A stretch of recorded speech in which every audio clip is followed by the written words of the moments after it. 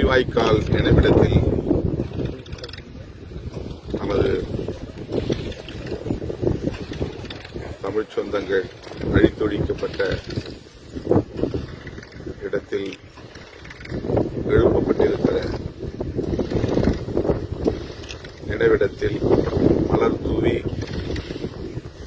வீர வணக்கம் செலுத்தியிருக்கிறோம். இரண்டாவது முறையாக நான் இந்த இடத்திற்கு இப்போது வந்திருக்கிறேன். லட்சக்கணக்கான தமிழ்ச் சொந்தங்கள், அப்பாவி பொதுமக்கள் இனவெறியர்களால் படுகொலை செய்யப்பட்ட இடம். தமிழ்ச் சமூகத்தின்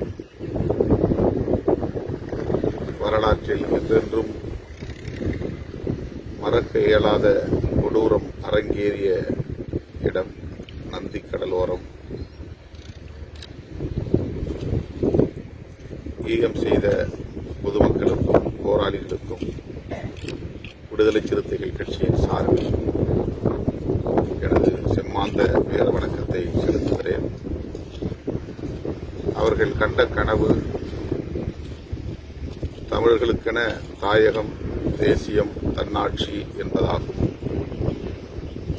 சர்வதேச சமூகத்தின் நல்லாதரவோடு அதனை வென்றெடுப்பதே அவர்களுக்கு நாம் செய்கிற உண்மையான வீர வணக்கமாக அமையும்.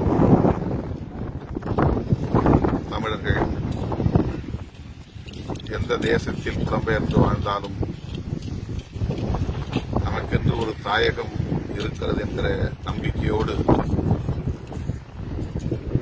சர்வதேச சமூகத்தின் நன்மதிப்பை வென்றெடுக்க உறுதியேற்க வேண்டும்.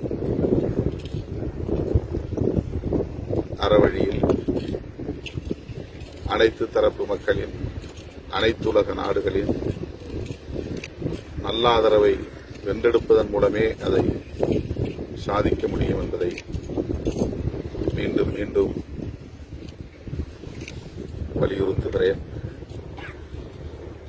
ரத்தம் தோய்ந்த நிலத்தில் நின்று இந்த மாவீரர்களுக்கு எனது செம்மாந்த வீர வணக்கத்தை செலுத்துகிறேன்.